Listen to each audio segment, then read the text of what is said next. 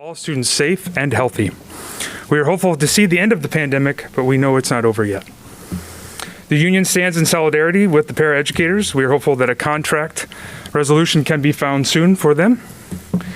The union is concerned about the staffing shortage of the paraeducators. This is negatively impacting all students. The special ed and student service divisions are particularly impacted by this shortage. In addition, the nursing staff is stressed with the additional task of completing COVID protocols. We recommend hiring more staff to support the overworked nurses and special ed divisions. We appreciate the career fair that the school is hosting and the efforts they are trying to recruit. We strongly encourage them to continue those recruiting and to be more aggressive. The union supports the proposed calendar for next school year. But our only concern is the early start date, and so the heat is a concern. I would like to say that the addition of the air conditioning in B and C wings will be helpful. However, that still leaves a large gap of areas at South and North Campus not air conditioned. We are grateful for the work of Kevin Brown and Greg Gardner, who have done a great job helping teachers find cooling stations this year, and so we are grateful for that. However, we would welcome discussions and solutions to help teachers and students who do not have air-conditioned classrooms to find a more workable remedy that does not involve moving rooms, which disrupts teaching and learning. The union appreciates the administration's willingness to have a virtual parent-teacher conferences. This is a great solution given the current situation. And finally, on Friday, we held our annual staff tailgate. We had a great showing and a beautiful night, plus the football team won. I would like to thank Kevin Brown, Greg Gardner, and Peter Geddes in planning the event. Also, I'd like to thank the division chairs and Dr. Troyell for their support and help in serving for the food. It was great bringing back this event and having a sense of community. So, thank you. Have a good night. Thanks, Andrew. Thank you. Appreciate it. And next, I think we have our student liaison report with Amina Qureshi. Yes. Hi. Thank you. In terms of student clubs, we've had a large turnout in mostly all of our clubs. At WLT, the auditions are over and the results have been sent out. We are excited to be starting on-air shows, and we have a record number of auditions. We had the first meeting of our LT's film club. About 25 people showed up, and it's a great club looking for more members. Student council has begun planning for Mr. LT and homecoming, as well as fundraising opportunities for both events. Mr. LT is on the 27th at 7 p.m. and the boys are really excited to perform. And the homecoming dance is on October 2nd, and for the first time, the dance will be outside so that we can take our masks off and have fun. The theater board has started auditions for Neighborhood 3 Requisition of Doom, and we have finalized improvers for the 13th annual So Blank, You'll Blank. Again, that will be performed this Thursday, Friday, and Saturday, if you guys are interested. LT Reads Book Club is a huge success. We also have a large turnout. Many students have signed up to read Poic X and are looking forward to meet author Elizabeth Acevedo.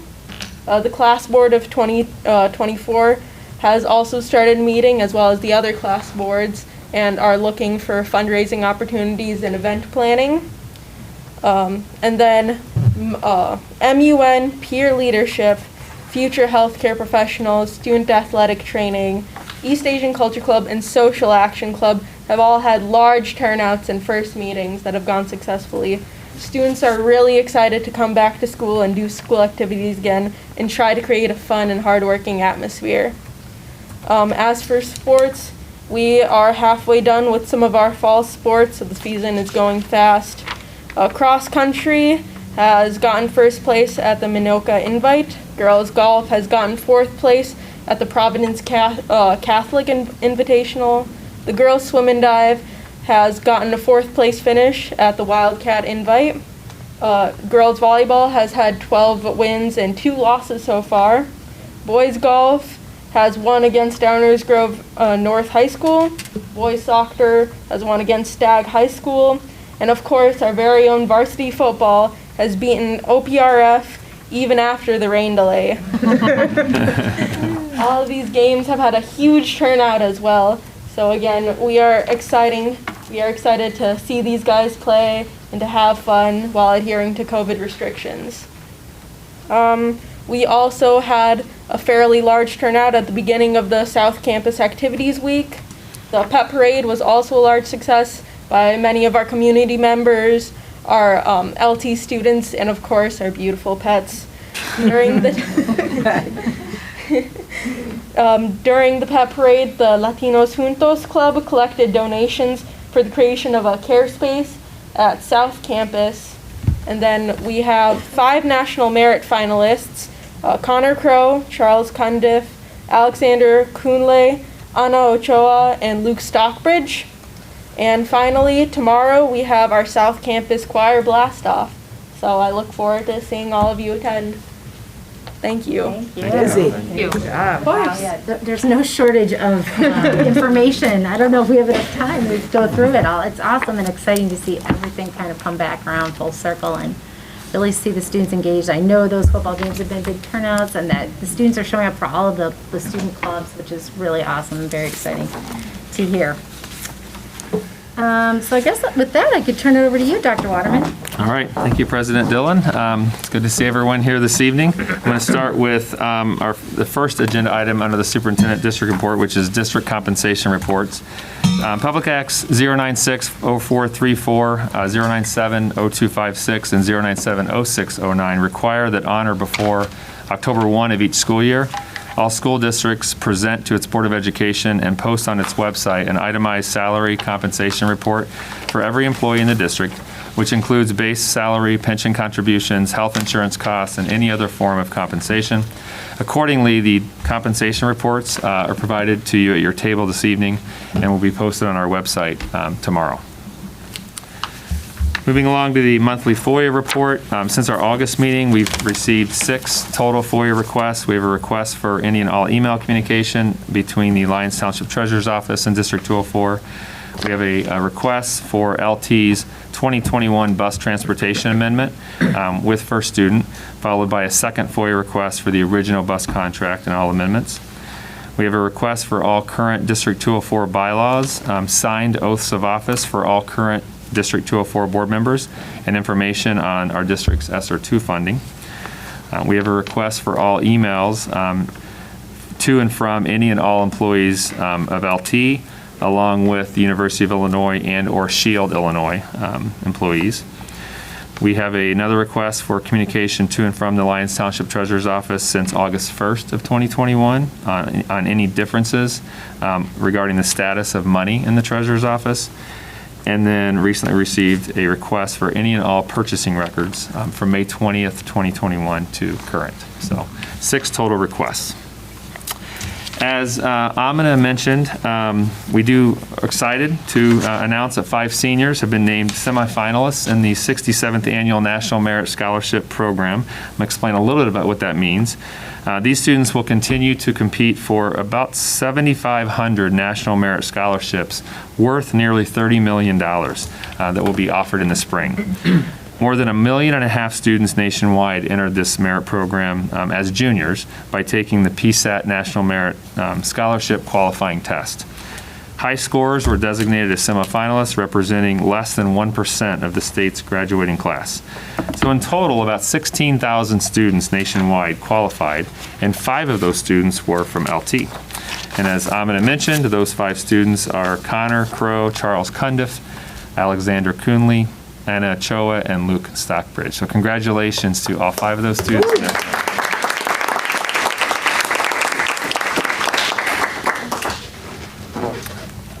NAMI, the National Alliance on Mental Illness, has identified September as Suicide Prevention Awareness Month to help promote awareness and recognition around the issues of suicide prevention and how to have appropriate and meaningful dialogue regarding the important topic of mental health.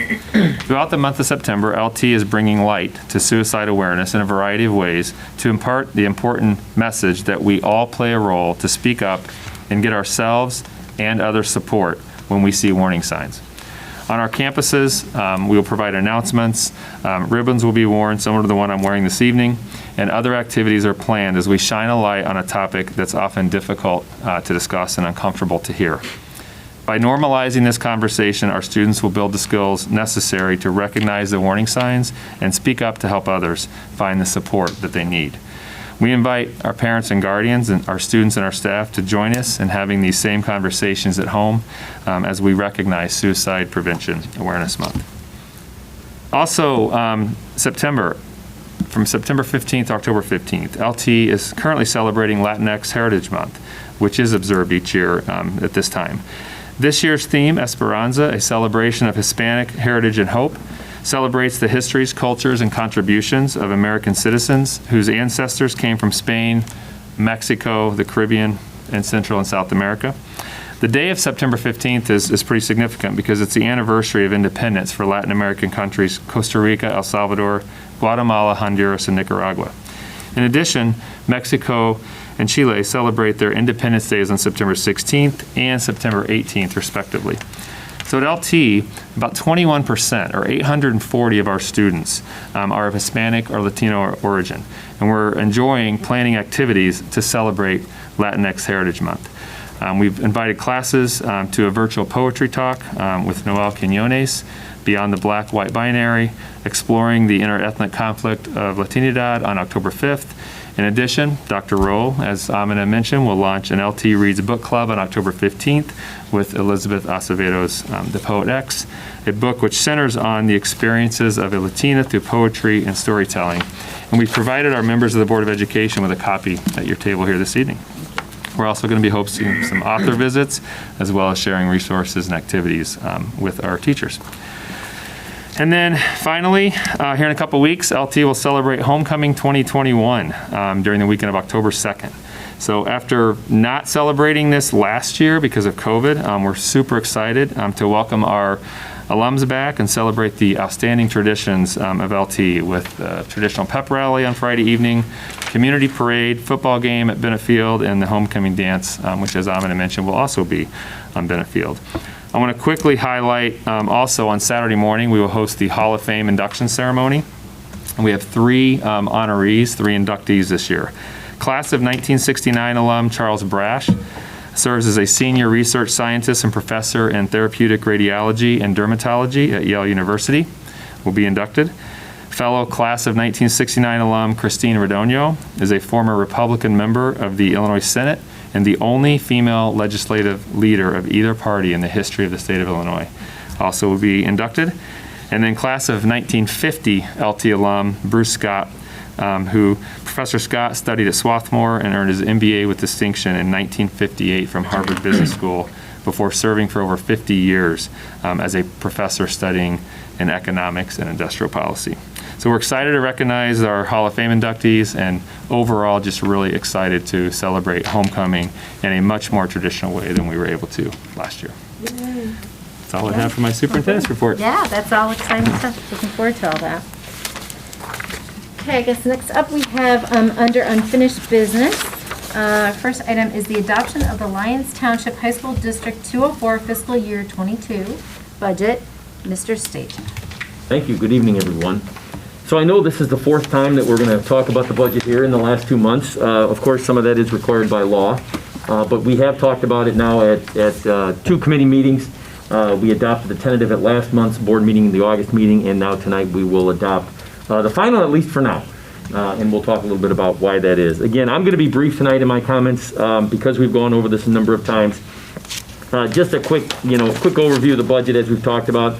$87.1 million anticipated in revenue, along with $86.9 million of expense. Those numbers are a little bit higher than what we normally would see because, first of all, we have some grant money that we are anticipating using toward those air conditioning projects that we've talked about, and then also the expense involved for the air conditioning projects as well. As we've talked about at the Facilities Committee, we have quite a bit more in terms of work that we're anticipating for this summer than we had over the last couple of summers, probably to the tune of at least $7 million, maybe more than that, and we'll talk a little bit more about that later. That being said, the only changes that I've made to the budget from the tentative piece was that we added money to the corporate personal property tax replacement line, revenues there, We originally had about a little over $3.6 million in there. The state gave us an estimate of $5.2 million, and we budgeted at $4.7 million. So there's an increase of a little over $1 million there on that line item.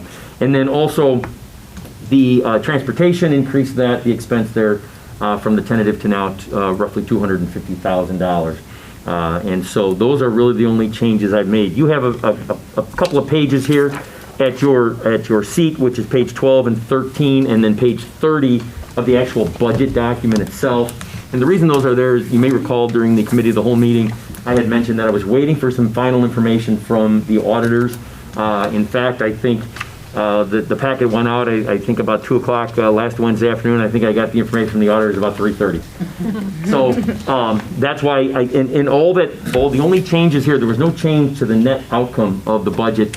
Simply, there were line items moved around into a couple of, from one function to another function to satisfy the last page that you have here, which would be page 30 of the budget, so that we meet the estimated limitation of administrative cost cap, which is in certain functions no more than an increase in 5%. And again, I had to wait for those actual numbers from our auditors, and they got those to me middle of last week, unfortunately, after the packet was out. Other than that, there are no other changes. We obviously are waiting for, we're gonna have the bid specifications for the projects for the summer of 2022. And as we've talked about in the past, about 35 to 40% of those projects, whatever that total cost is, will be paid in this fiscal year in the FY22 budget, because this year goes through the end of June 30th, so there will be expense related to that in this year. And again, as I said, once we see the actual cost, everything we talk about at the Facilities Committee is estimated, which is, what we have to do at this point. Although, as we've talked about, that construction market is quite unstable at this point. And so we're going to see what those numbers come back to be, and then what projects the board decides to move forward with. And so at that point, I will take a look back at what, the total dollars are estimated for the project. And if we have to, we will come back and we can amend the budget. Currently, there's roughly $4 million in here, but we also did not have estimates yet for what is going to be in, as we talked about, the C wing, the additional part of the C wing. And really, at this point, for me to put something in there, I'm just kind of guessing, and it would just make sense that we would look at all of this at another time and then bring it back if, in fact, we would need to amend for those additional expenses. And so that would be my recommendation at this time. I would be happy to answer any additional questions that anybody has on this. Brian, just a quick question. I don't understand that estimated limitation of the admin. Like, what's that third page? Yeah, so that's the page that I was just referring to there, that there are a number of function codes that are listed there. And you can see those kind of, it says function number, right? So within those functions in the budget, you are limited a total aggregate of a 5% increase to those from year to year. Got it. And Okay. so that's those numbers there that you have. It says estimated actual expenditures. Those are the ones that I waited for from the auditors to give to me. And so we don't even have estimated, we have actuals in there. Okay. And so then I had to plug in the rest of the numbers that we have from the current year budget, make sure that we were under at 5% or less, and that's what we did. So that's why there was a bit of a change, but I just wanted you to see it because this page also changes when I change those numbers.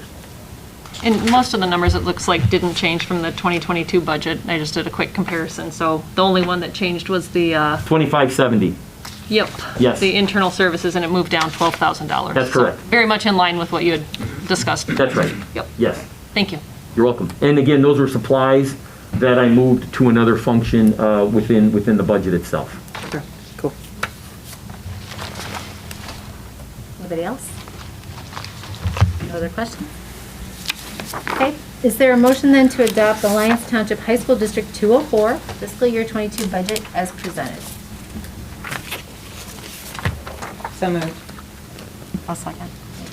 Member Albert and okay, Member Vita Daniels. Marilyn, can you please call the roll? Member Vita Daniels? Yes. Member Gretsch? Yes. Member Kelly? Yes. Member Feinhardt? Yes. Member Thomas? Yes. Member Aubert? Yes. Member Dillon? Yes. Thanks again, Brian, for all that, the thorough work. Fourth time's a charm. Kept getting better, so that's good. Under, This year, anyway. yeah, is it right?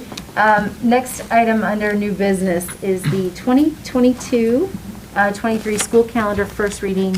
Mr. Eggerty. Thank you, President Dillon. So it's time to talk about next year, and in this, at least in this time of our cycle. So as we put together a rough plan for 22-23, you'll see that in front of you tonight. We talked about this at length last week. Essentially in looking at how our year started out and looking at where the holidays fall, et cetera, and just sort of determining what would be the best time to end the school year. We weighed a number of factors.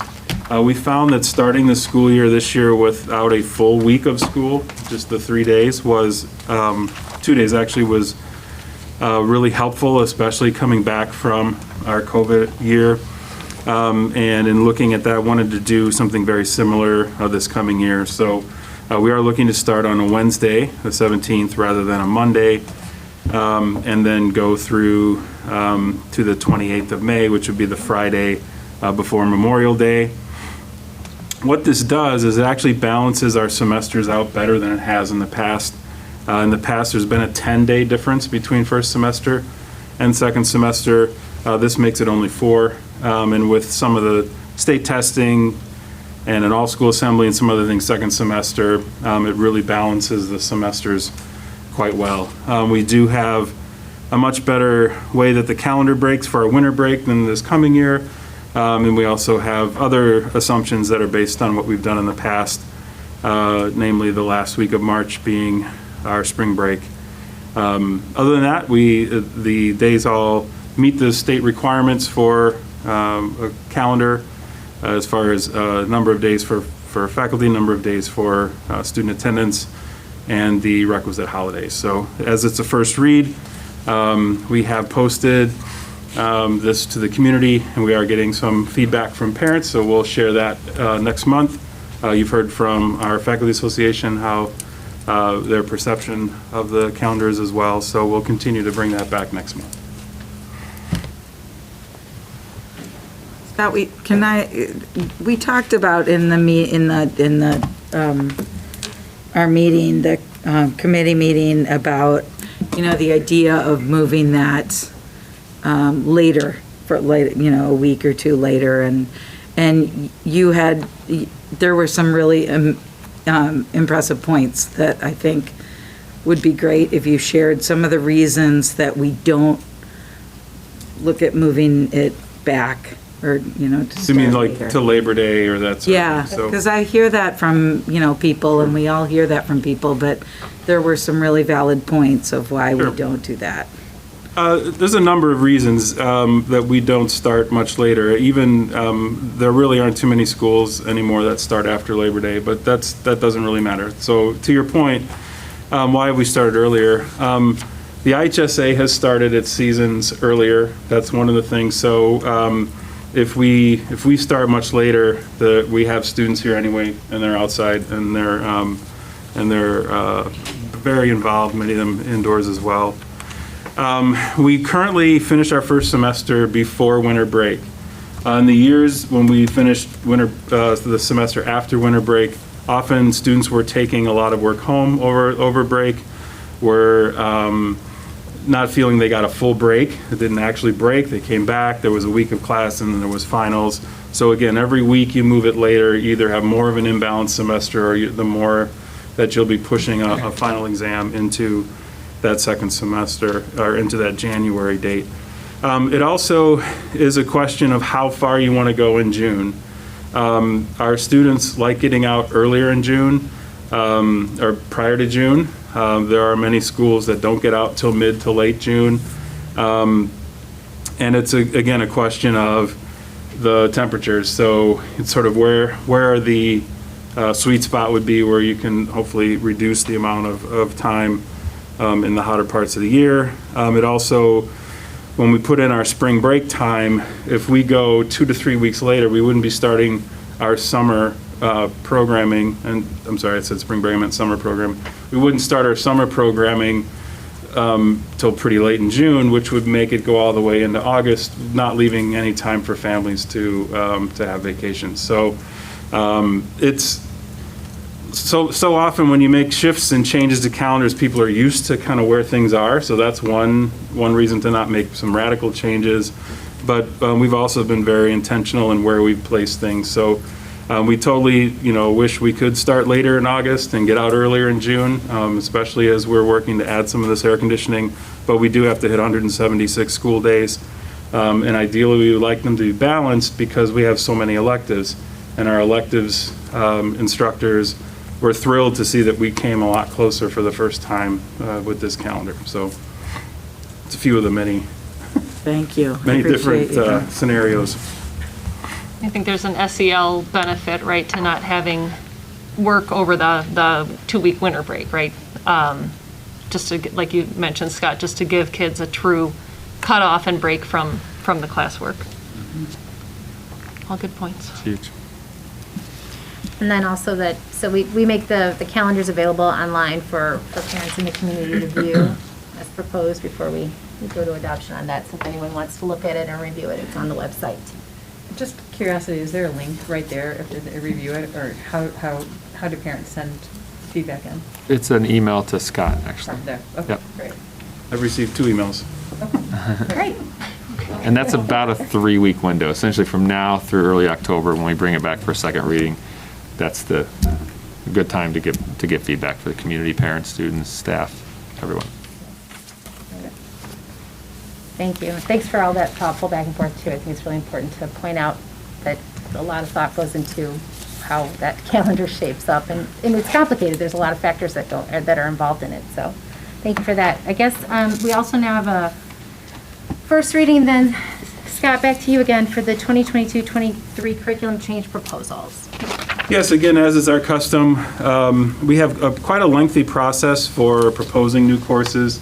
Really, we moved into this direction to make sure that when we're bringing forward a proposal, it's in a much more ready-to-go state, so that as we get into October with the approval of these courses, we're then ready to market it to students and have the teachers put together what they need. So after the spring, where our curriculum staff development team reviewed proposals, I also reviewed proposals and helped our chairs present a more complete proposal. We do have a series of course changes or additions for initial consideration.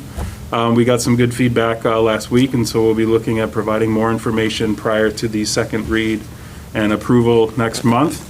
But essentially, what we're looking at doing in our physical welfare area is to offer dance studies for sophomores as a PE credit, as a South Campus option. Previously, the only option has been a weight training course other than a regular PE course. Dance studies is extremely popular at North, and we've heard from students that they would like to do that. Yoga is also something our students have said they've really wanted to do, and we're looking to add that at North, primarily due to facilities. It's much easier to place at North, but we expect it to be popular as well. In our math area, we have 2 proposals. One is a course called Geometry and Construction, which takes our regular geometry curriculum and links it with an applied tech construction course.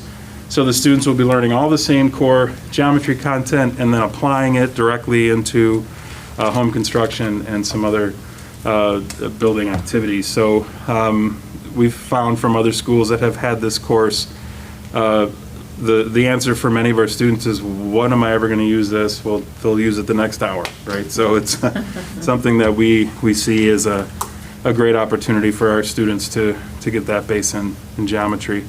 We also have been providing a few alternates for our seniors, in particular, who are not going math, engineering, science route. And this is for a course in data and probability that essentially reading statistics, understanding data, understanding how all those things are determined is really a crucial skill regardless of your future plans in career. And so we're looking to have that alongside a semester that we already have on financial literacy. So our students can do algebra, geometry, algebra 2, and then finish up with data and probability and financial literacy. So we think that's a really solid foundation also for students that aren't on that math science track. In science, we're looking to add sustainable urban agriculture, an earth science course, which gives students the opportunity to learn about hydroponics, growing, home gardens, and the like.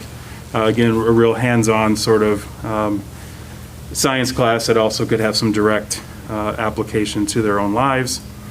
In our language arts, we have had a course on reading on the books.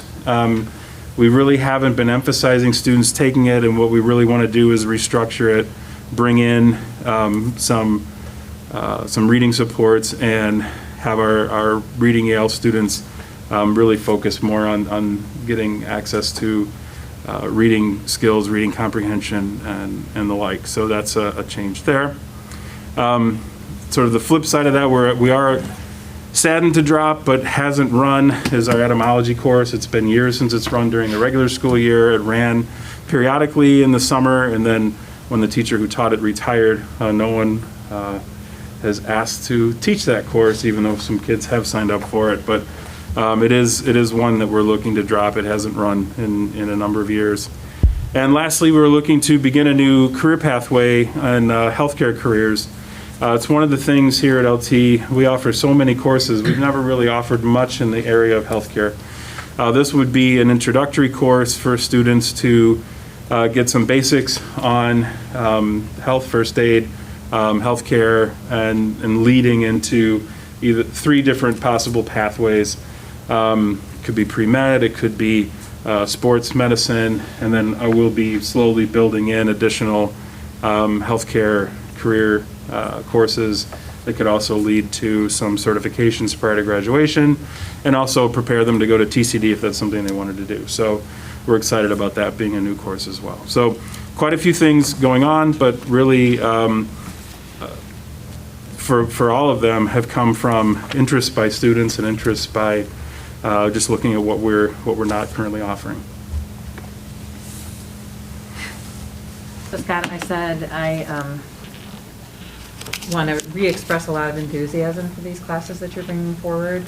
To start with the PE classes, I think it's wonderful that we're listening to our students, querying our students for additional feedback. South, as you noted, traditionally has had not a lot of choices over there in terms of offering a different kind of path than the regular physical education class. So, and some of the survey data that you showed us was really compelling. That the kids, kind of spoke loud and clear that they'd like some other options. So I think that is super exciting. I'm super excited that you're also trying yoga at North, and if that's as successful as we think it will be, I'm hoping that I know we have some facility issues over at South, but perhaps we can look at it creatively and figure out a way that we can expand it if it's as successful as we expect, and kids take advantage of it. And then just overall, I really appreciate you sharing the process of how you go about this and the thorough process. And if I'm understanding that right, this is like a first reading, and now you take it back to the divisions and the people that are putting these proposals forward, and it will ultimately come back later in the year for a prior, probably because of registration, I'm assuming. It'll come back next month, right? Next month. So next month, you'll get a recommendation from the central leadership team. At this point, we bring forward everything just so you can see where we are in the process. And then we'll make recommendations at that point. Feedback that we've gotten from the committee will be shared with the division chairs. And if any changes are made or altered, then you'll be told about those before the final vote. And I touched on the physical education, but to make a broader overarching statement, I really appreciate that we continue to look at the needs of our students, the wants of our students, the different pathways that our students may take from LT, and to make sure that we're offering relevant and choice and interest-based curriculum for them so that they can, achieve what they want to do after LT, and, have those touch points here to hopefully ignite and further them afterwards. So thank you very much, and thanks to your team. Just in follow-up, I do love the variety of classes that have been offered, but I did, want, the record to reflect that, I did, after the committee of the whole meeting, send an email and follow-up with some of the apprehensions and questions I had to clarify with regard to the EL class. So I do look forward to, having some follow-up with that at the next committee of the whole meeting. So thank you. No, I was just gonna second that it would be helpful to have a broader understanding of the EL program overall, because I don't think that we, really get a sense of what the overall program is and how many different languages that it also caters to as well, and some of the challenges or opportunities in that area. I think based on the discussion last week, your comment, Jill's comment as well, I think as we map out like October, November, December this fall with the committee of the whole meetings, we can find the time to do a really substantive presentation on all of that. That'd be great. Thank you. Yeah, I'd appreciate that. Thanks for bringing up those questions. Anybody else? Thanks, Scott. Appreciate that. You're welcome. All right, so we'll see that next month too. Next up, we have the revised, updated district policies. First reading, Ed Piotrowski. Good evening, everybody. Thank you. We do have a first reading of 22 policies that we brought forward to the Board of Education at last week's Committee of the Whole meeting. There have been no changes from last week to tonight, but I'll go over the three basic sections. And I wanted to point out one policy in particular. Section 1, these are policies that are up for a 5-year review. We do have 9 of those policies. There's no changes to how the policies were prior to this review, nor are we recommending any changes, just that we've reviewed them as part of a 5-year cycle and bring them forward as part of that first read today. Section 2, we do have 4 policies. Those are policies that have been changed, that have had recommended changes that are strictly administrative in nature. Those changes involve maybe updates to legal footnotes, references to school code, Illinois legislation, school code citations, terminologies, things along those lines. Nothing in those recommended changes changes how we implement the policies, how we interpret the policies. There's no substantive change to those policies.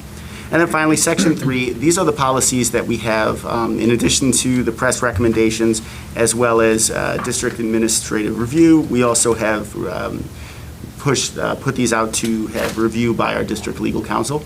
These are changes where it's more substantive in nature, and we've had our legal counsel review to see if there are any things that they would recommend changing if it is separate from the press policy. Sometimes those changes are specific to the type of school that we are, namely there might be policies that affect elementary school or middle school. With us being a high school, we don't need to have certain terminology in the policy, but press speaks about it in a broad sense.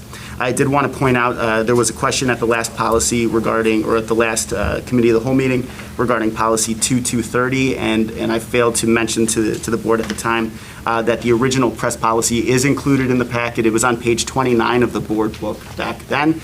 It's on page 118 of the materials today. So you can see the difference between the recommended changes, which is on my cover memo, as well as the original press policy. The new policy just expands upon the current policy and provides additional information regarding public participation, and we can certainly have a further discussion at the next committee of the whole meeting and then at the next meeting. But again, these are a first read, so no board action is required tonight. Thank you, Ed. Okay. Any comments? I think I would just reiterate the comment with, I had following our committee of the whole meeting with some questions regarding policy 116, what is it? 616. 616. Okay. Just to better understand, and I think the EL program as a whole, so that we can understand that policy better. Absolutely. So that, to be able to vote on it. Absolutely. So, looking forward to the next committee meeting. Absolutely. So thank you. All right, great. Okay, thank you. Next up, under our new business, we have a request for additional classified non-contractual positions. Mr. Piotrowski again. Thank you again. This is on page 125 of the board materials. We are recommending the approval of 2 new administrative assistant positions that would correspond to the approval that the board, or the recommendation for approval that the board had in July for the 2 new administrative positions, namely the Director of Student Services and the Director of Equity and Belonging. We are recommending the creation of 2 administrative assistant positions to bring those roles and those offices in line with the other central leadership team positions. We would create these administrative assistant positions in line with the other administrative assistant positions for the director level members of the central leadership team. There have been no changes to this recommendation from the Committee of the Whole until tonight. This is something that we are recommending the board approve tonight. Questions? Comments? And just to reiterate what you just explained, there's a one-to-one relationship with the level that you're describing and an administrative assistant. That is So correct. this would bring current state up to normal course with the rest of, That is correct. Provide the same level of those support levels. for all Okay. those. Absolutely. thank you. Sure. Thanks for clarifying that. Okay, then, is there a motion to approve the classified non-contractual positions of administrative assistant to the Director of Equity and Belonging and the administrative assistant to the Director of Student Services as proposed? So moved. I'll second. Member Swinehart? Marilyn, can you please call the roll? Member Gretsch? Yes. Member Kelly? Yes. Member Swinehart? Yes. Member Thomas? Yes. Member Robert? Yes. Member Beecher Daniel? Yes. Member Dillon? Yes. Thank you. Great. Okay, next up we have the Summer 22 capital projects, the additional request, scope of air conditioning work at the South Campus. Mr. Stachek, please. Thank you. Just to refresh everybody's memory, back in June and August, we looked at capital projects for the summer of 2022, which is a typical timeline for when we start putting those together. And at that time, we noted that here at the North Campus, the field house, we have air handling units there that have to be replaced. They are original, I believe they're 60 from 1968 or 69, somewhere in that area. 3 of them are requiring constant attention. And so we recognized it was time to replace those. And so that was one of the projects that we had talked about, and adding air conditioning with the new air handling units to that facility. And again, it didn't make sense not to do that, simply because when you're changing out those air handling units and you can get an air conditioned facility, that's the time to do it. We also have air conditioning at our South Campus field house as well. Secondly, we also talked about the additional cooling tower chiller at South Campus, and then also completing the air conditioning at the B wing. From that conversation, we continued to expand. There was a request from the committee to look to see if there were any other opportunities to add some more air conditioning in that process.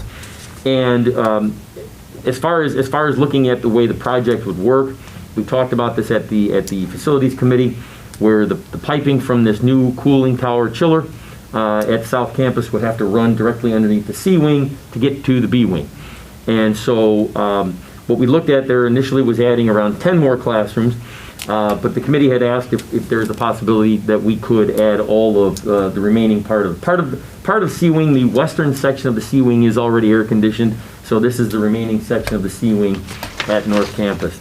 And so tonight's request is to simply add that to the scope of work and the bid specifications that will be going out here in the next couple of months, and that we anticipate having them back probably by December or so. In that time frame, we can kind of take a look at those. Just so everybody, again, as we talked about the cost to these, I anticipate when we looked at the field house here, the air handling units there with the air conditioning, plus the B wing and the chiller tower, we were at about a little over $4 million. If adding this additional C wing, I would anticipate we'll be in the area of at least another $1 million. In that, so probably a total of about $5 million.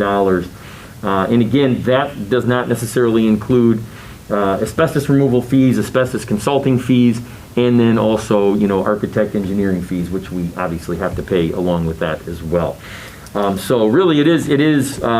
We also had one of the drivers behind this is that we had about $3 million in grant money as well to utilize for this. So we do think that it was good timing and a good way to look at these projects.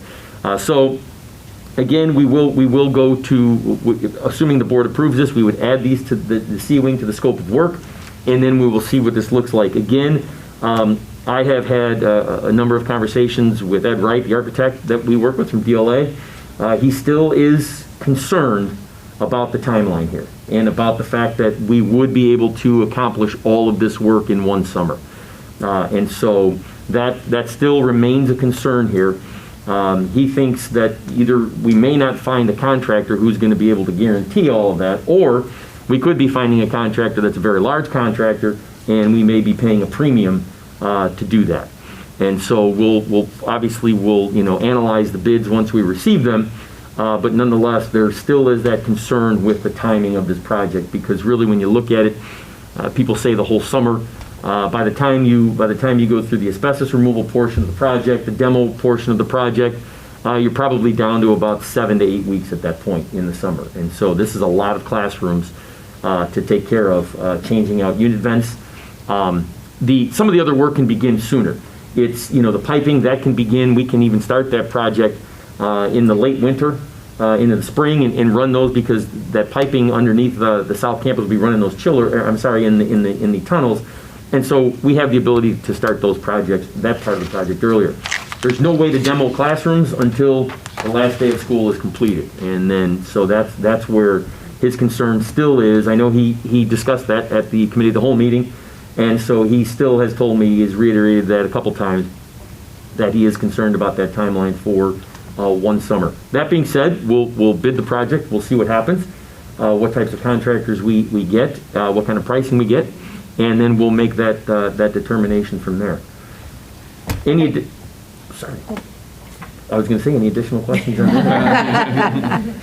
Jumping at the bit. Well, no, I appreciate all of that, and we had such a really informative and robust conversation about it last week, but I think because of the community interest too, in addition to, it's not just about funds, but it's about just, actual timing.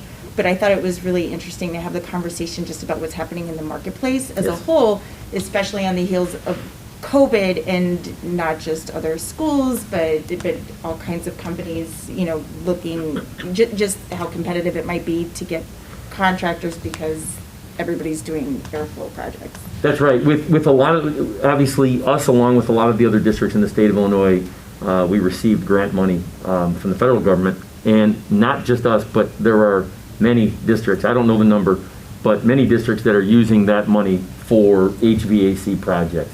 And so, obviously, we'll be in competition with them, and some of them have much larger projects out there than what we have, because the grant money that they received is much larger than the amount that we received. So they're out there with $10, $12 million projects, and obviously, we're going to be out there potentially with a $5 million project. Now, that's not to say that we won't get anybody, and I'm sure we'll get some bids. It'll just be interesting to see about the timeline and whether that can be completed in that one summer. I'm sorry. Go ahead. Two things. The bid will obviously go out with an understanding that the work that we can do ahead of the end of the school year, Yes.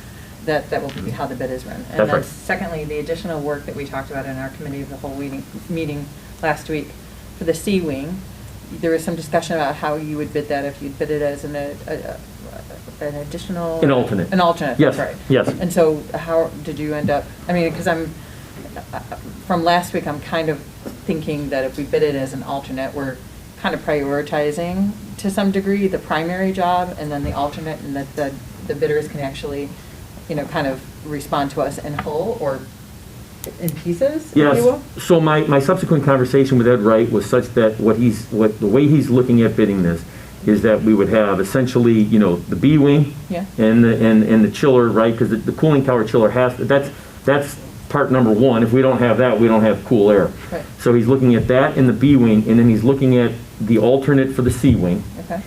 And then he's also looking at having the contractors give us a price for the entire project.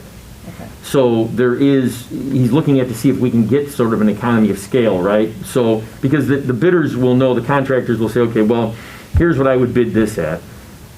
we know you may or may not take this, so here's what I would bid this at. However, if you take the whole package, this would be the pricing. Now, sometimes that proves to have some better pricing, and sometimes it doesn't. Yeah. Sometimes they just add their two numbers together and then they send them out. Right. But what we don't want to do is we don't want to jeopardize the whole project because, the contractors come back to us and say, well, look, we can't bid this project because you have this whole project and you want it all done in one summer, and so therefore we can't bid because we know we can't get it done for you. At least this way, we can still move forward for sure with the B wing and the cooling tower chiller, and then we can evaluate what we need to do, where we want to go from there. Excellent. Thank you. Sure. You covered it. Thank you. I was just wondering, Brian, we've never historically, and we wouldn't probably, I can't imagine it would ever make sense to have different vendors working on different parts of the project to get it done. Yeah, it's a good question. Historically, we have not. That doesn't mean we wouldn't do it. Sure.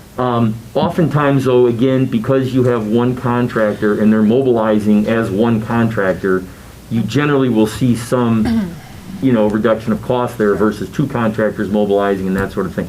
But again, that's not to say we wouldn't. Right. If we see that take place and we can actually have, one contractor and the other contractor and there's some better pricing there and they say, yeah, we can get it all done, we certainly wouldn't turn that down. And that being the big part of it is getting it done, because to your point, without having the work finished, you're displacing students Yes. out of our campus. And Yes. Yeah, we don't want to do that. And Right. as we talked about at the committee of the whole meeting, even though we can have a clause in there Right, with right. some sort of Sure. fee assessed. Liquidated damages, it's called, Right, yeah. It's minor and right. comparatively to the damage that would be done by not being able to have it done timely. Well, Sure. and any time you add liquidated damages to a contract, sure, if they're not done by the substantial completion date, they owe you the money back, but I will guarantee you that they've already bid that amount in their pricing structure, so they're not losing any money on the total contract. They're giving you back basically your own money. It'll be interesting to see Yes. how they come back. Thank you.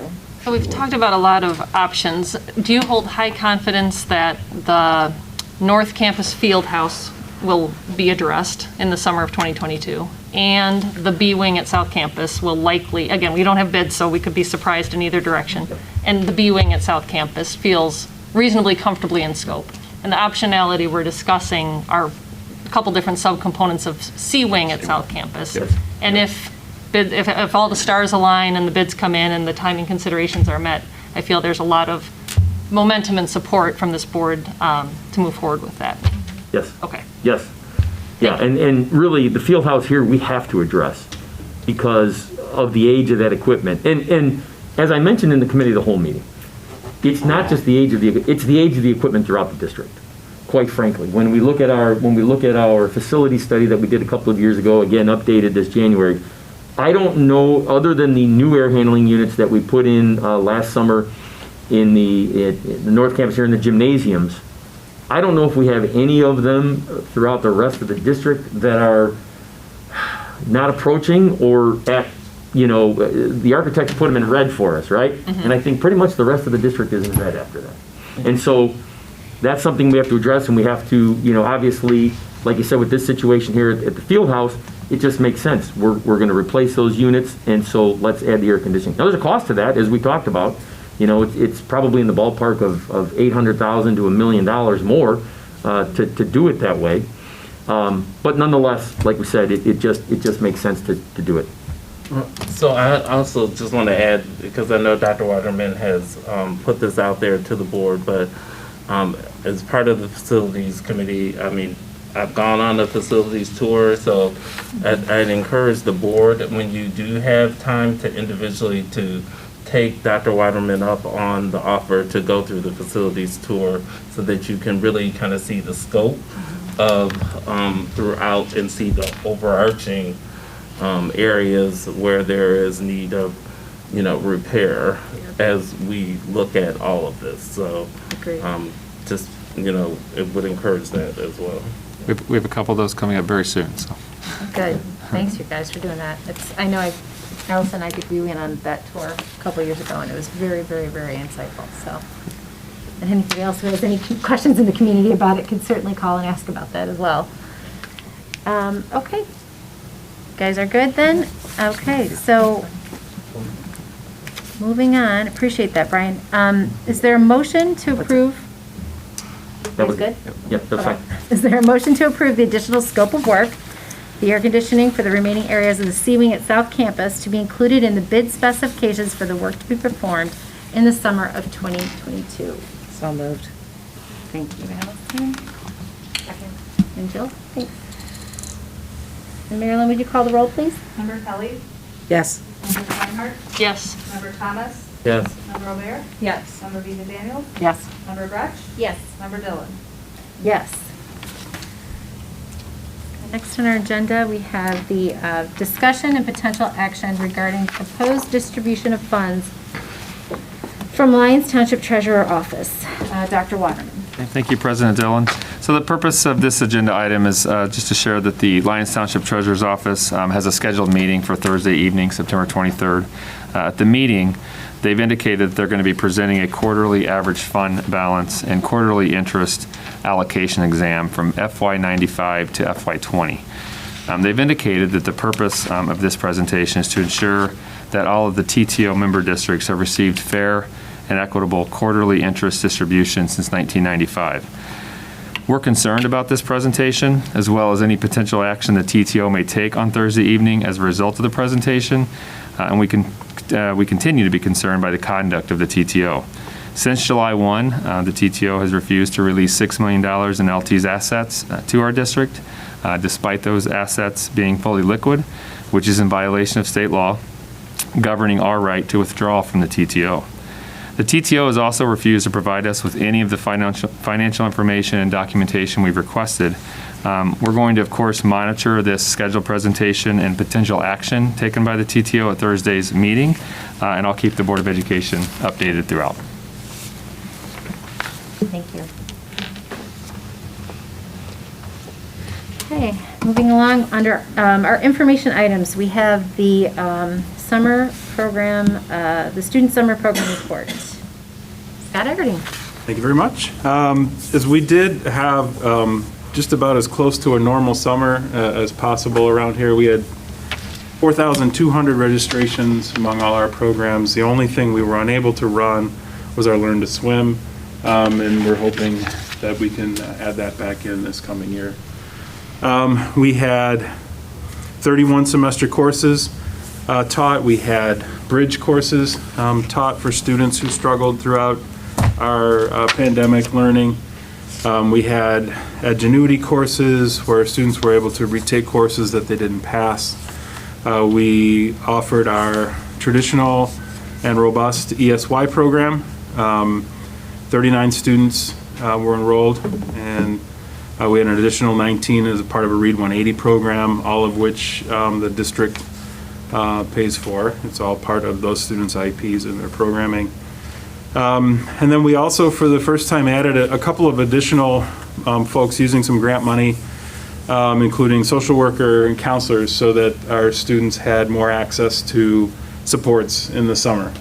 Again, for many of our students, this was the first time they were back on campus in nearly a year, and on a daily basis as well. So we wanted to make sure that we were there and available to support them. We also had over 300 students, 336 students who took our online consumer ed course, the Illinois Virtual School, and then our activities and camps, which were unable to run last summer, really ran well. We had 24 age group camps. We had about 3,150 students who were participating in those camps. Now that could have been someone doing baseball and football, or basketball and swimming and that sort of thing. But overall, it was a really strong summer. It sort of set the stage for where we moved to in the fall, and it gave us an opportunity to, for a lot of kids to get back on campus that hadn't really had a chance to previously. So all in all, we are a summer program with goals for helping students advance, for helping students get caught up, and also to provide activity and contact time for our varsity sports as well as our youth sports. So we have a lot of young kids on their first trip to LT is for that basketball camp or for that that volleyball camp. So it's always a lot of activity in the summer, so.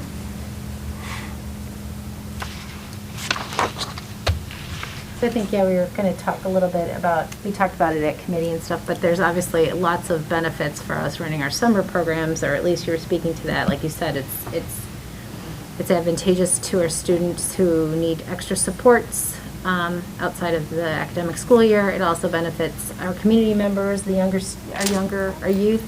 And then, of course, too, it's an opportunity for students who want to take some of their courses in the summer, so they free them up a little bit more throughout the school year. Yeah. Great. Yeah, and we, at the committee of the whole too, we also had asked you to come back to us with a historical review of the financials. So first, thank you so much for doing that. It's really helpful to see the information this way. Is the surplus money that we typically make out of the activities effort, the summer activities, supposed to offset, or is there a goal or a desire that we use that to offset the summer academic programs, or do we not really look at it that way? No.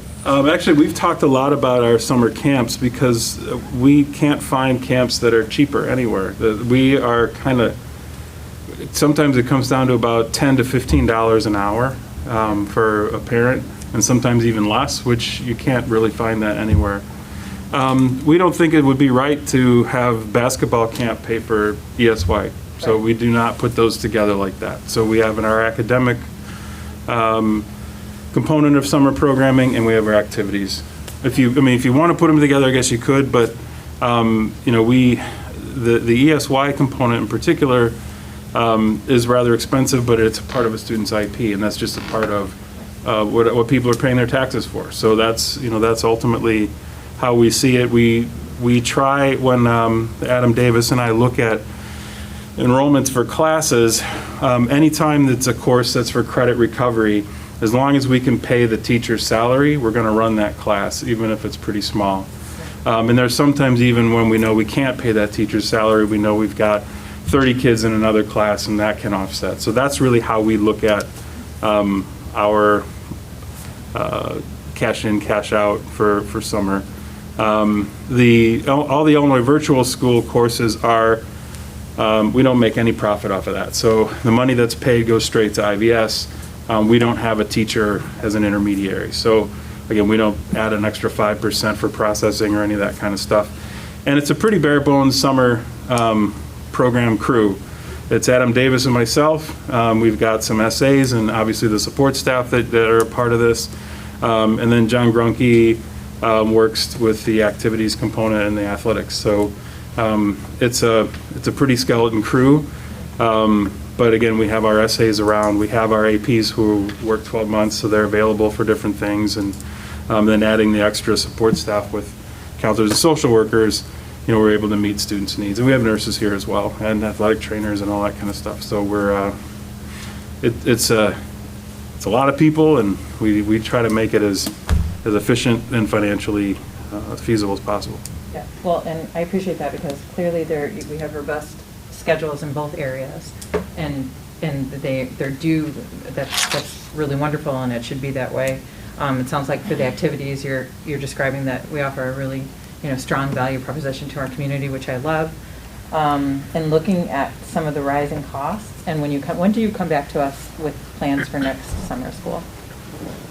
Usually it's part of this proposal, but because we're still not sure where we are pandemic related for the next summer, okay. We will be opening things up for registration as we do with all registrations in January, and then most likely February, early March, when we do our normal budgeting, we'll bring forward some recommendation for the summer. Will we need the bridge programs? Will we need those things? Or will we have new initiatives that may lead to different type of summer programming to prepare students for advanced coursework or some of our minority achievement initiatives? So I think there's a lot of things that are in the gestational mode right now.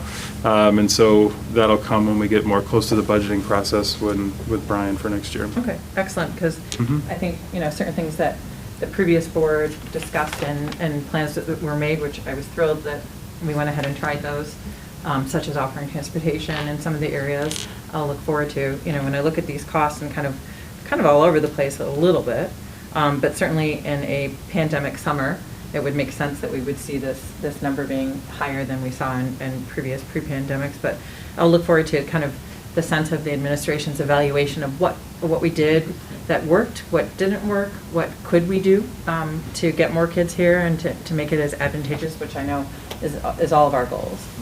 So. Anybody else? Scott, thanks so much for that. And keeping it in, keeping a summer on the topic right now, if we can get a report on the staff summer workshops. Absolutely. So again, the summer is usually a time when teams can really get together and go through some specific work. And as we had planned in the summer of 20, like so many things that didn't happen, we'd planned to do quite a bit of summer time for teaching teams to work on grading practices. Obviously, that wasn't able to happen. So we rolled that into this past summer. We offered a lot of time, knowing full well that it was probably more than people needed or were able to use.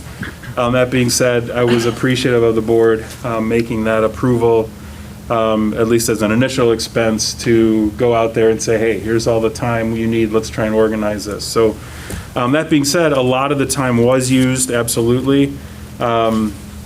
We did spend, especially for those grading workshops, 237 staff participated, and that ended up being approximately $80,000 mixed between grant and district funds. So what that resulted in was a brand new syllabus for every course. So on Canvas now, every teacher, every student, every parent can see the syllabus that explains the grading practices specifically for that course.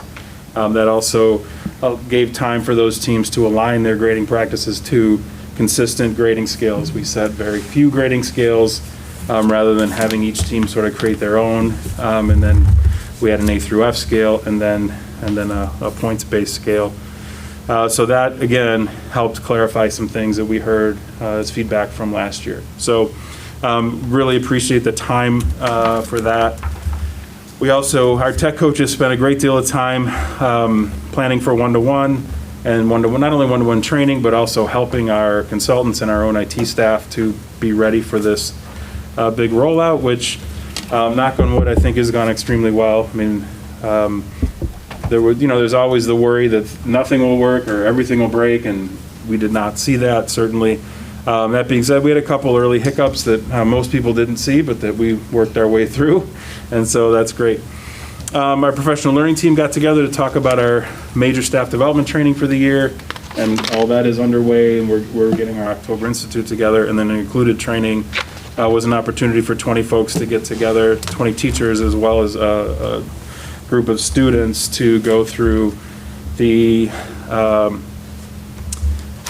belonging framework training. So that was really great for them to have those conversations and get an understanding of equity and belonging at LT. Others are divisional and departmental in nature, involved our new courses for the year.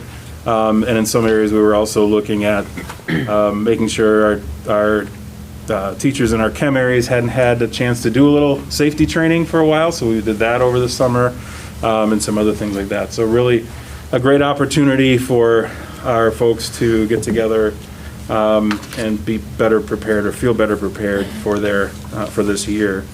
Just as far as the summary goes, 66% of what was approved was spent. And just as far as a comparison to previous years, the amount of district money was very similar to previous years and actually almost right in line with what we did in 2019. That being said, we use a tremendous amount of grant money to do a number of these initiatives. And again, we've received a lot of grant money, and we're really targeting those areas where we know we've needed the most work. So the summaries are all in the board packet, and you have a chance to read in more detail about what actually happened in all those committees. And then, like I said, you can see the syllabi on every course through the Canvas page. So again, thank you for the time and the money and the support. It's extremely well well received and well appreciated. Do we do, thank you, it sounds like it was a great opportunity. At our committee of the whole meeting, we were kind of like running short on time, or this was toward the close, but one question I thought of after we left that meeting is, do we do surveys after we do these types of broad scale, wide scale workshops of our teachers to determine, like, did it meet their expectations, did it meet their needs? What was great, what might be tweaked, so forth. Do we reach out to our teachers in that way after these professional development? Not in summer workshops. Again, this is pretty rare, though, that we actually did this at the scale that we did. Usually it's division-based, or it's through a specific team that is looking at certain outcomes, so. For all institute days, we do. So like the August, the one you guys attend, we do surveys for all institute days. but not Definitely for all institute days. We have not for summer workshops because it's a part of the reporting process. So the reporting process shows the outcomes that they came to. Okay. And that's why all the reports are in your binder. Okay, thank you. And thank you to all the staff who participated in those workshops too. We appreciate when they reach out and do extra during summer. And It was a summer when a lot of people didn't want to do anymore. yeah, it's hard. But we still had over 230 do it, so Sure. it's a testament to the need for the work. I know. I appreciate that. Yeah, thank you. That's really great. Thanks, guys. Okay. Thanks for that. I guess we can move on then to the consent agenda. Items here. Is there a motion to approve the consent agenda as presented? So moved. You, Member Swinehart. Second? Member Vita Daniels. Marilyn, can you call the roll? Member Swinehart? Yes. Member Thomas? Yes. Member Robert? Yes. Member Vita Daniels? Yes. Member Gretsch? Yes. Member Kelly? Yes. Member Dillon? Yes. Okay. And we have another item on the agenda under overnight student travel, Operation Snowball. Yeah, I'll take this real quickly. Okay, I think this thanks. is our second overnight student travel request. So in many ways, it's exciting to Yeah. be planning these trips again. So Very much. this is an annual event we do in early November up to Camp McLean in Burlington, Wisconsin. So we present that tonight for consideration. Excellent. So we need to vote on that. Oh, yeah, sorry, moving on, moving from my script. All right, is there a motion then to, I guess, approve Yep. the overnight student travel for Operation Snowball? So moved. Excellent, Second. thank you. We have Member Robert and Member Kelly. Marilyn, can you call the roll on that, please? Member Thomas? Yes. Member Robert? Yes. Member Vita Daniels? Yes. Member Gretsch? Yes. Member Kelly? Yes. Member Swinehart? Yes. Member Dillon? Yes, absolutely, very enthusiastically, yes. Thanks, everybody. Yeah, it is exciting to get some overnight travel. and Feels stuff. normal, doesn't it? It's, Yeah, it feels good. wonderful. Feels like it's been a Normal. long time, been a real long time. Okay, great. Okay, now we are back to opening up the meeting for public comment. And we had a couple of requests that were submitted before the 4:30 deadline online. So we'll address those people first, and then I think, Marilyn, we had a few extras that we'll add in after that. So first up, in the order of how it was received, we have Victoria Francis.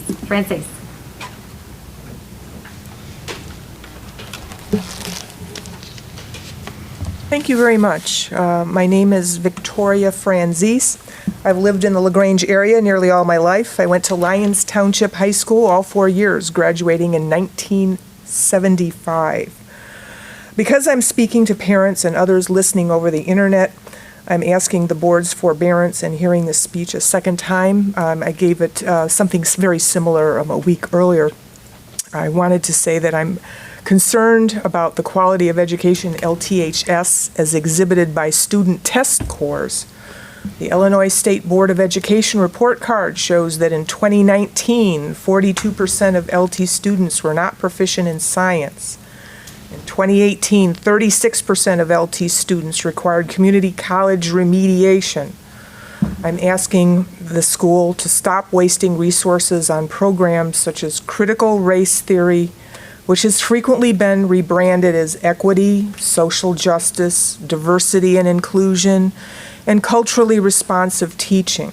However it is named, critical race theory is a reformulation of cultural Marxism.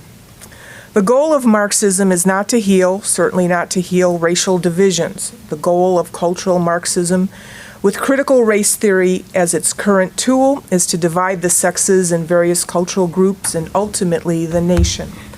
A divided nation is a nation more easily led politically. Critical race theory creates division and a sense of unwarranted inferiority and confusion. I'm asking the board to do what it can to get rid of it. Students should not have to show the educational system that they've mastered the political system that critical race theory represents.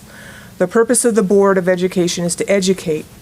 American students are critically behind other nations, particularly in science and math. If you want to help students, any student, regardless of ethnicity or race, give that student the tools necessary to succeed in life. Tools such as excellent skills in reading, presenting reasoned arguments, and math and science. Return to the commitment to teaching the traditional academic skills. Thank you very much. I appreciate it. Thank you. Now we have Jeanette Quirk. Ms. Quirk?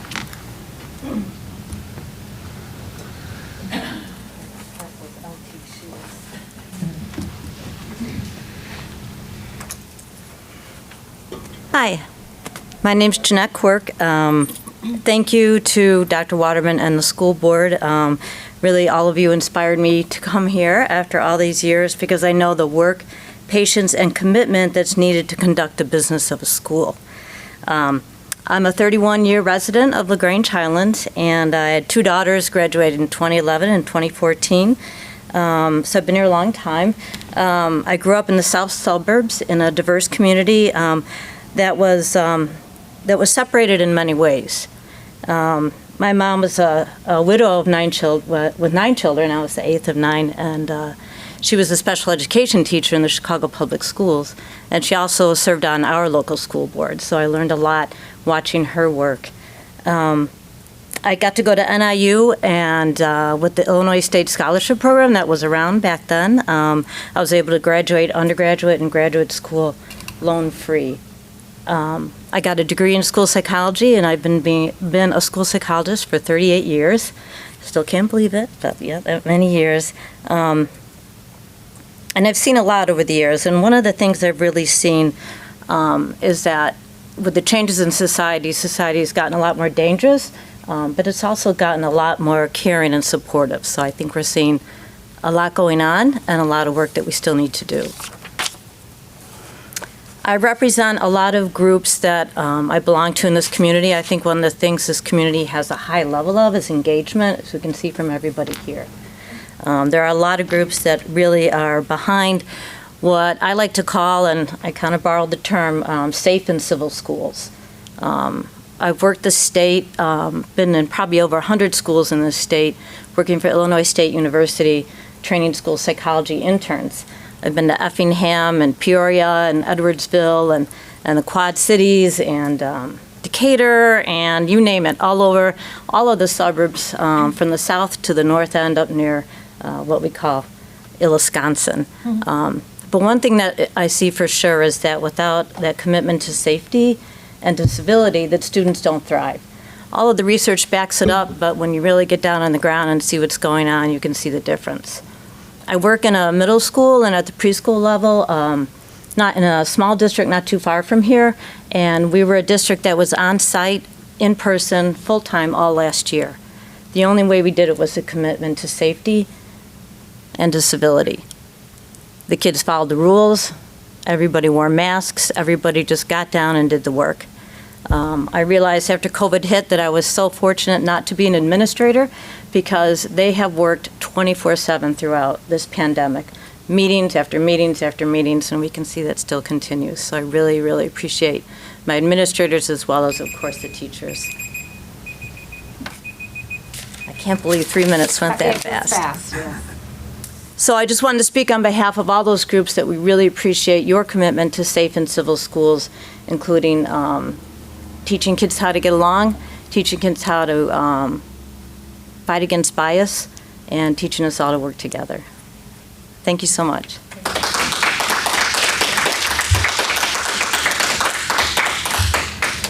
Okay, Marilyn, I think we had a few others that had signed up. Yvonne Evans would be next. Not this time. Judy Kaiser would be next.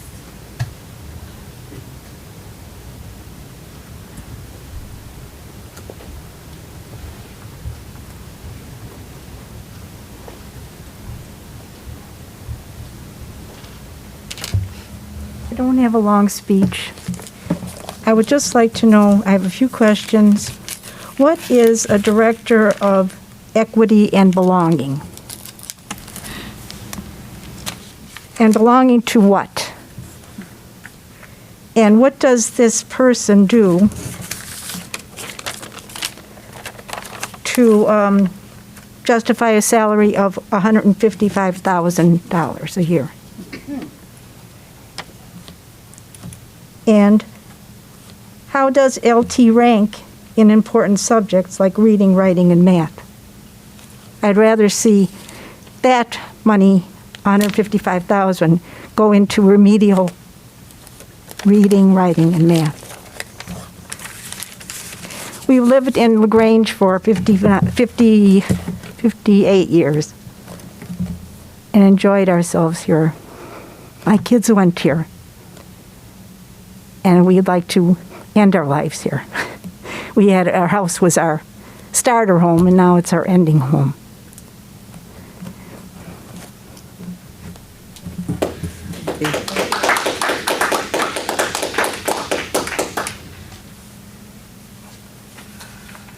And Liz Layden.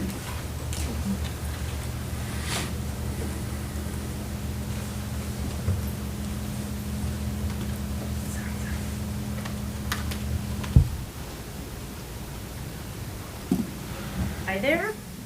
I'm Liz Layden, mom of a junior. 3 kids that graduated from LT that were super duper prepared for college. One's in law school, one's in grad school, and they are exceeding, and I have a son who's a freshman in college. Super prepared for school and just knocking it out of the park, and I couldn't be more proud. The opportunities that they had at LT through working on the school newspaper and just the different electives that my kids were able to take to really fine-tune, figure out what they're interested in, has just really served them in college. I also graduated from LT, went through Intro to Teaching, which helped me get into a classroom at 17 years old and say, I like this. I like kids, and this is the place I want to be. And I just want to thank LT and the teachers for just doing such an amazing job for myself and for my kids. I think it's important for us to remember that the members of our school board are our friends, our neighbors, and in many cases, fellow parents. They care deeply about making our school the best it can be and making it safe for our children, teachers, and staff. As the volunteers, we owe them a debt of gratitude as they are trying to navigate what can only be described as a very challenging situation. I want to thank the teachers and the staff who have continued throughout the pandemic to teach our children. And they did an excellent job online. My girl did really, really well working virtually, but she's so happy to be back in this building. And she wears her mask, and it's no big deal. And she's just thrilled to be here, and she's thrilled to be learning, and she's so excited about her AP US history class. I mean, she reads it aloud to me. The kid is on fire. And when a child who didn't want to wear his mask was escorted out of the building, my kid was thrilled. Get him out. He doesn't want to abide by the rules. He doesn't want to keep his fellow students safe. Then go home. And that's the way we're going to get through this. I lost my page. Anyhow, let's see here. Our teachers literally come in contact with hundreds of students each and every week. They've taken and continue to take substantial risks every day that they walk into the classroom, all for the benefit of our children. Thank you for the dedication and professionalism. Our collective goal is to keep our kids in school and keep them safe and healthy. There are over 40 peer-reviewed studies by medical doctors and scientists showing that the use of masks reduces the spread of COVID. As a community, we need to come together and do what we can to keep our children safe. I hear a lot about liberty and freedom. Let's be clear. With liberty and freedom comes responsibility. In exercising our liberty and freedom, we have a collective responsibility to take measures that help protect the health and safety of our children and those who work with them. Thank you.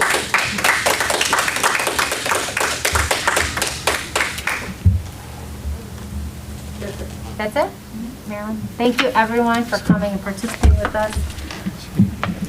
And I just want to reiterate again that we do have an FAQ section that is posted on our website.